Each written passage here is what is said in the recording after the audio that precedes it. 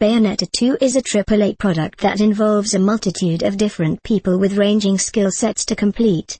In the latest Bayonetta 2 blog update, lead motion designer Takaaki Yamaguchi discusses his role in the Climax Action Game of the Year.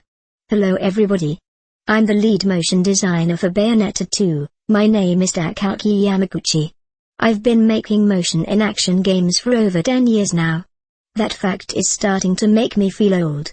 Anyway, let's talk about what a motion designer does. We discussed this back in our old Bayonetta blogs as well, but basically, we give movement to anything in the game that requires motion. We end up playing an important role in several areas of the game, making sure all the characters don't look like they're stumbling around, getting the main character's controls to feel right, making enemy movement easy to understand, and so on. Working on a sequel, it was our job to carry over the feel of the motion from the original Bayonetta, and make it even better. For this blog, I'd like to talk specifically about damage motion for enemies. You know, that motion you see when you land a huge death blow on an enemy and they get knocked back and explode or whatever. You might have never thought that deeply about it, but for an action game, getting the right reaction out of the enemy after you've pulled off a killer combo is absolutely critical.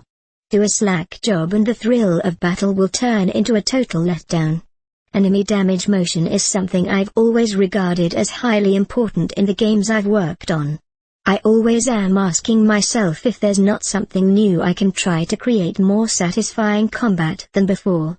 My challenge to myself for Bayonetta 2 was to create the right enemy motion for each attack. We had plenty of enemy reactions that would change depending on what attack Bayonetta performed, but I wanted to take this further for Bayonetta 2.